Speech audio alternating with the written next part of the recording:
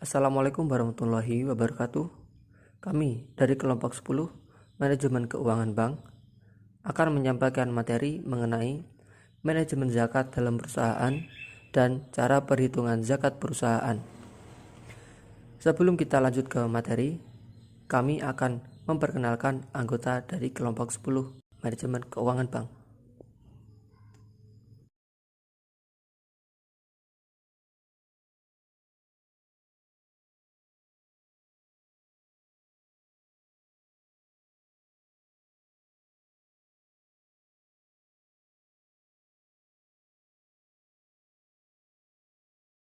Assalamualaikum warahmatullahi wabarakatuh. Nama saya Asri Sani dengan NIM 12401183097. Di sini saya akan menjelaskan mengenai materi manajemen zakat perusahaan dan dasar hukum zakat perusahaan. Zakat perusahaan adalah sesuatu fenomena yang baru, sehingga hampir tidak mungkin ditemukan dalam kitab fikih klasik. Ulama kontemporer melakukan dasar hukum zakat melalui upaya kias, yaitu zakat perusahaan kepada zakat perdagangan. Pengertian dari manajemen zakat perusahaan sendiri adalah kegiatan perencanaan, pelaksanaan, dan pengawasan terhadap pengumpulan pendistribusian serta pendayagunaan dan pertanggungjawaban harta zakat, agar harta zakat tersebut dapat diserahkan kepada orang-orang yang berhak menerima. Materi selanjutnya mengenai dasar hukum zakat perusahaan. Belum lama ini telah muncul fatwa Majelis Ulama Indonesia melalui sidang ijtima yang bermufakat mewajibkan zakat perusahaan. Hukum kewajiban zakat perusahaan sendiri adalah bersifat umum. Terdapat di dalam Quran Surat Al-Baqarah ayat 267 dan Quran Surat At-Taubah ayat 103 yang berartikan di dalam Quran Surat Al-Baqarah yang berartikan, wahai orang-orang yang beriman, infakkanlah atau zakatkanlah sebagian dari hasil usaha-usahamu yang baik. Demikian pemaparan materi dari saya. Materi selanjutnya akan disampaikan oleh Husnul Khotimah. Baik, saya Husnul Khotimah, NIM 124011830104 akan melanjutkan pemaparan materi dari Mas Azhar. Yang selanjutnya yaitu C. Manfaat dan jenis-jenis zakat. Yang D. Penyerahan zakat perusahaan. Melalui hadis Jibril, kita tahu bahwa Islam mengenal 5 rukun. Salah satu dari 5 rukun yang harus diamalkan adalah zakat. Zakat memang diwajibkan bagi muslim yang mampu, namun tahukah jika manfaat zakat ternyata sangat banyak. Manfaat zakat merentang dari urusan duniawi sampai akhirat. Berikut ini adalah manfaat zakat. Manfaat zakat dari segi agama yaitu menyempurnakan iman, bukti keimanan dan ketaatan, membersihkan hati dan diri, menenangkan hati, mencapai keimanan yang sempurna, membawa kebajikan, menghapus dosa. Manfaat dari segi sosial, terbiasa membantu sesama, menghilangkan rasa iri dan prasangka, merendahkan hati. Yang selanjutnya, manfaat dari segi finansial, membersihkan harta dan meningkatkan rezeki. Jenis-jenis zakat. Jenis-jenis zakat ada 2, yaitu zakat fitrah dan zakat mal. Zakat fitrah adalah zakat yang berfungsi mengembalikan manusia muslim dalam keadaan fitrahnya dengan menyucikan jiwa mereka dari kotoran-kotoran atau dosa-dosa yang disebabkan oleh pengaruh pergaulan dan sebagainya. Zakat fitrah adalah sejumlah harta yang wajib ditunaikan oleh setiap mukallaf dan setiap orang yang nafkahnya ditanggung olehnya dengan syarat-syarat tertentu. Zakat fitrah dikeluarkan oleh setiap umat muslim yang hidup sebagai bulan Ramadan dan sebagai bulan Syawal. Hukum zakat fitrah wajib bagi umat Islam, baik laki-laki maupun perempuan, besar kecil, merdeka maupun hamba. Jadi, zakat fitrah yaitu untuk mensucikan yang berpuasa dari perbuatan atau ucapan kotor dengan cara memberikannya kepada fakir miskin, membantu mencukupi kebutuhan mereka. Hukum zakat ini bersifat wajib. Zakat fitrah sebetulnya memiliki ukuran tersendiri yang harus dikeluarkan oleh setiap muslim, yaitu sebanyak 1 syak, sekitar 2,5 kg dari makanan pokok. Namun dengan berkembangnya zaman, kini zakat lebih sering dibayarkan dengan uang, namun harus tetap sesuai dengan nilai dan kewajiban zakat fitrah sendiri. Yang kedua, zakat mal atau harta. Dalam bahasa Arab, mal adalah harta. Jadi, zakat mal adalah kekayaan yang harus dibayarkan dalam jangka waktu 1 tahun sekali, yang sudah memenuhi nisbah bagi hasil perniagaan, hasil perniagaan, peternakan, pertambangan, hasil laut, profesi, emas dan perak. Namun, zakat mal atau zakat harta merupakan segala sesuatu yang diinginkan oleh manusia untuk dimiliki, dimanfaatkan, serta disimpan. Untuk menunaikan zakat mal, kamu harus memenuhi syarat-syarat berikut. Yang pertama, milik penuh bukan bersama, bebas dari hutang, sudah lebih dari 1 tahun, sudah cukup nisab, atau sudah mencapai nilai tertentu. Yang terakhir, mempunyai potensi untuk berkembang. Untuk kadar zakat mal sendiri, 2,5% dikalikan jumlah harta yang disimpan selama 1 tahun tersebut. Nah, itu tadi beberapa jenis zakat yang wajib kita ketahui, dan jangan lupa untuk menunaikan semua ketentuan zakat ya, karena tak cuma menyucikan diri, tapi juga membantu sesama lewat zakat tersebut. Baik, materi yang selanjutnya yaitu yang kedua, pengelolaan dan penyerahan zakat di perusahaan. Zakat hanya wajib bagi setiap muslim. Jika diterapkan dalam konteks perusahaan, subjek zakat adalah pemilik perusahaan. Hal ini dikaitkan dengan prinsip bahwa setiap harta yang diperoleh dari usaha apapun wajib dialokasikan sebesar 2,5% untuk zakat. Penghasilan perusahaan dalam hal ini masuk dalam kategori zakat perniagaan atau perdagangan. Jadi CSR dan LAS atau lembaga amil zakat itu bekerja sama untuk mengelola zakat perusahaan. Walaupun LAS perusahaan tidak mengelola zakat perusahaan, melainkan mengelola zakat infak sedekah dari karyawan, direksi, atau nasabah bank. Begitupun dengan penyaluran dana CSR ini tidak dapat dikategorikan sebagai zakat perusahaan, sebab tidak ada akad pembayaran zakat, dan status penyaluran dana CSR dilakukan sesuai program perusahaan bersinergi dengan LAS. Sementara itu, status dana zakat adalah milik LAS dan menjadi hak LAS mengelolanya untuk kepentingan 8 asraf yang berhak menjadi penerima zakat. Adanya permasalahan ini, pemerintah mengenai pemberdayaan zakat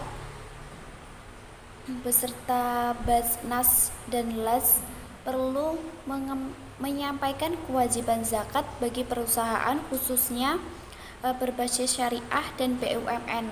Kemudian syarat yang keduanya yaitu meregulasi pengelolaan zakat perusahaan perlu dirumuskan dengan dan didukung kesadaran perusahaan bahwa zakat merupakan kewajiban yang sebaiknya tidak diseremonikan. Penyerahannya dan pendistribusiannya harus diserahkan dengan 8 golongan mustahik zakat. Jadi penyerahan untuk zakat perusahaan itu diberikan kepada 8 mustahik sebagai berikut, yaitu fakir, mereka yang hampir tidak memiliki apa-apa sehingga tidak mampu memenuhi kebutuhan pokok hidupnya. Yang kedua, miskin, mereka yang memiliki harta namun tidak cukup untuk hidup. Yang ketiga, amil, mereka yang mengumpulkan dan mendistribusikan zakat. Yang keempat, mu'alaf, mereka yang baru masuk Islam. Yang kelima, hamba sahaya, budak yang ingin memperdekakan dirinya. Yang keenam, gharimin, mereka yang berhutang untuk kebutuhan hidup dan mempertahankan jiwa dan izahnya. Yang ketujuh, fisabilillah, mereka yang berjuang di jalan Allah dalam bentuk kegiatan dakwah, jihad. Yang kedelapan, ibnu sabil, mereka yang kehabisan biaya di dalam perjalanan dalam mencari ketaatan Allah Subhanahu wa Ta'ala. Terima kasih, itu tadi presentasi dari saya, Husnul Khotimah. Assalamualaikum warahmatullahi wabarakatuh. Perkenalkan, nama saya Eva Ematus Solihah. Saya dari jurusan Perbankan Syariah 6C, NIM 12401183111, IAIN Tulungagung. Saya di sini akan menjelaskan yang dari materi perbedaan zakat perusahaan dengan corporate social responsibility atau CSR. Yang pertama itu dari segi konseptual, yaitu zakat merupakan sejumlah harta tertentu yang diwajibkan oleh Allah Subhanahu wa Ta'ala kepada orang-orang yang berhak mengeluarkannya. Zakat pada dasarnya terbagi menjadi dua jenis, yaitu yang pertama ada zakat mal dan zakat fitrah. Untuk zakat mal yaitu zakat yang wajib dikeluarkan oleh orang-orang yang berhak mengeluarkannya atau perusahaan yang telah memiliki harta kekayaan seperti telah mencapai nisabnya. Sedangkan zakat fitrah yaitu zakat yang wajib dikeluarkan oleh orang-orang yang mampu pada saat bulan Ramadan. Yang kedua yaitu corporate social responsibility atau CSR, yaitu tanggung jawab sosial perusahaan atau organisasi terhadap dampak dari keputusan dan kegiatan masyarakat dan lingkungan yang mempunyai kepedulian sosial dalam operasi bisnisnya seperti berdasarkan prinsip kesukarelawan. Yang kedua, dari segi operasional, zakat perusahaan pada umumnya dianalogikan pada zakat perdagangan karena perbankan telah memproduksi dan menjadikan produksinya sebagai komoditas perdagangan. Yang kedua, Corporate Social Responsibility atau CSR, yaitu dana yang dikeluarkan oleh bank untuk program bantuan seperti program bantuan bencana, seperti bantuan kesehatan, bantuan santunan, bantuan pendidikan, dan bantuan musibah. Nah, untuk yang selanjutnya, yaitu problematika zakat. Yang pertama itu dari masyarakat. Mayoritas masyarakat di Indonesia itu masih banyak yang memahami klasik tentang zakat, yang seolah-olah menurut mereka itu wajib dibayarkan. Tidak hanyalah zakat fitrah, tetapi ada zakat pertanian, zakat perdagangan, zakat peternakan, profesi. Yang kedua itu sebagian besar masyarakat dalam membayarkan zakatnya itu masih dilakukan secara personal.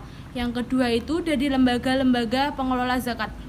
Yang pertama, lembaga yang bertanggung jawab atas pengelolaan zakat belum begitu populer di tengah-tengah masyarakat, khususnya pada masyarakat pedesaan yang belum mengenal namanya itu Basnas, yang namanya itu belum familiar di desanya itu. Yang kedua itu lembaga amil zakat yang ada belum sepenuhnya dipercaya oleh sebagian besar masyarakat, karena masyarakat di Indonesia itu dalam mengelola dana zakatnya itu masih bersifat klasik.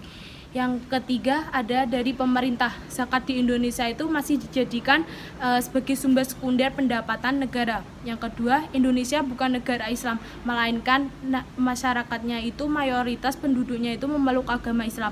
Yang ketiga itu kebijakan tentang zakat dinilai kurang tegas karena hanya mengatur tentang sistematika atau pengelolaan zakat seperti lembaga amil zakat. Sekian presentasi dari saya, bila ada lebihnya saya mohon maaf. Wassalamualaikum warahmatullahi wabarakatuh. Assalamualaikum warahmatullahi wabarakatuh. Di sini saya Alvina Khairah dengan NIM 12401183125 akan melanjutkan pemaparan materi mengenai tata cara pengeluaran zakat perusahaan, di mana mayoritas ulama berpendapat bahwa pada pola perhitungan zakat perusahaan saat ini didasarkan pada neraca atau balance sheet, di mana aktiva lancar dikurangi dengan kewajiban lancar atau yang dimaksud dengan metode aset neto. Nah, metode ini biasanya disebut oleh para ulama dengan sebutan metode syariah. Aktiva lancar biasanya terdiri dari kas, ada bank konven yang sudah disisihkan unsur bunga, terus ada bank syariah, ada surat berharga, ada juga piutang dan juga persediaan. Sedangkan yang dimaksud dengan kewajiban lancar biasanya terdiri atas utang usaha, wajib bayar, ada utang pajak, ada biaya yang masih harus dibayar, dan pendapatan diterima di muka, dan juga atas utang jangka panjang yang jatuh tempo. Jadi, untuk mengetahui nilai harta yang kena zakat pada sebuah perusahaan, yakni dengan cara mengurangkan aktiva lancar dengan kewajiban lancar, di mana metode pendekatan perhitungannya, yakni yang pertama dihitung dari dikeluarkan zakatnya, seperti zakat perdagangan 2,5%. Yang kedua, yakni zakat dikeluarkan dari hasilnya saja 2,5% dengan nisab emas, dan zakatnya dikeluarkan ketika menerima penghasilan itu tanpa menunggu masa 1 tahun. Yang ketiga, zakat dikeluarkan dari penghasilannya saja dan menggunakan nisab pertanian 10% atau 5%, dan zakat dikeluarkan pada saat pembayaran tanpa menunggu masa 1 tahun. Kemudian yakni mengenai perhitungan zakat perusahaan, di mana zakat sendiri memiliki definisi yakni kewajiban suatu individu dan perusahaan yang mu'alaf. Hal ini seperti apa yang diperintahkan oleh Rasulullah SAW. Adapun ketentuan yang dapat dirujuk untuk menghitung zakat perusahaan yakni sebagai berikut. Yang pertama, perusahaan tersebut berjalan selama 1 tahun. Yang kedua, nisab zakat perusahaan sama dengan nisab emas, yakni sebesar 94 gram emas.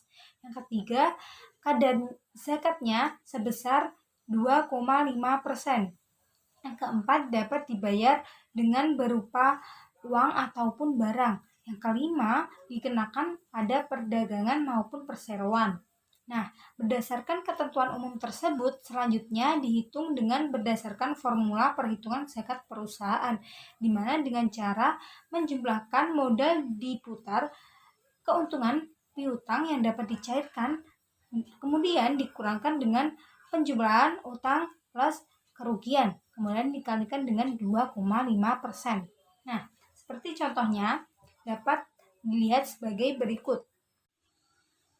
Sebagai contoh perhitungan pada zakat perusahaan, di mana pada badan usaha yang berbentuk syirkah atau kerjasama, maka jika sebuah anggota beragama Islam, zakat dikeluarkan lebih dulu sebelum dibagikan kepada pihak-pihak yang bersyirkah. Nah, tetapi jika ada salah satu anggota syirkah terdapat yang non-muslim itu, maka zakat hanya dikeluarkan dari anggota syirkah muslim saja. Sebagai contohnya, yakni sebuah perusahaan mebel pada tutup buku per Januari tahun 2000 sekian dengan keadaan sebagai berikut. Contoh perhitungan yang pertama. Sebuah perusahaan mebel pada tutup buku per Januari tahun 2019 dengan keadaan sebagai berikut. Mebel yang belum terjual terdapat 5 set senilai 10 juta rupiah. Kas atau uang tunai senilai 15 juta rupiah. Serta piutang senilai 2 juta rupiah. Menghasilkan jumlah senilai 27 juta rupiah. Kemudian terdapat uang dan pajaknya, yakni senilai 7 juta rupiah. Akan memperoleh besaran saldo, yakni 20 juta rupiah. Jadi, untuk menghitung besar zakatnya, yakni dengan cara mengalihkan 2,5% dikali dengan jumlah saldonya, yaitu 20 juta rupiah, akan mendapatkan 500.000 rupiah. Jadi yang harus dibayar oleh perusahaan untuk membayar besarnya zakat yakni senilai 500.000 rupiah. Contoh perhitungan yang kedua yakni perhitungan zakat perusahaan PT Bapak Lutfi, di mana kasnya sebesar 6 miliar 50 juta rupiah, bank sebesar 19 miliar 130 juta rupiah, piutang usaha sebesar 30 miliar, serta persediaan sebesar 90 miliar. Akan memperoleh jumlah sebesar 145 miliar 180 juta rupiah. Kemudian, kewajiban yang mengurangi harta kena zakat utang usaha sebesar 30 miliar 500 juta rupiah. Utang gajinya sebesar 2 miliar 100 juta rupiah. Serta pendapatan diterima di muka sebesar 1 miliar. Akan memperoleh jumlah sebesar 33 miliar 600 juta rupiah. Dengan cara selanjutnya yakni mencari selisih. Selisih diperoleh dari jumlah aktif lancar dikurangi dengan jumlah kewajiban lancar, yakni 145 miliar 180 juta rupiah dikurangi dengan 33 miliar 600 juta rupiah akan memperoleh besaran 111 miliar 580 juta rupiah. Dengan nisab 80 gram emas. Dengan asumsinya 1 gram emas senilai Rp300.000 akan memperoleh besaran Rp25.500.000. Kemudian, untuk mencari besar zakatnya yakni dengan cara mengalihkan 2,5% dikali dengan 111 miliar 580 juta rupiah akan memperoleh besaran 2 miliar 789.500.000 rupiah. Nah, jadi PT Bapak Lutfi wajib menunaikan zakat perusahaan dengan membayar 200 miliar 789.500.000 rupiah. Itu tadi merupakan pemaparan video dari kelompok kami dengan materi yang bertemakan manajemen zakat dalam perusahaan dan cara perhitungan zakat perusahaan. Ada kurang lebihnya kami mohon maaf. Wassalamualaikum warahmatullahi wabarakatuh.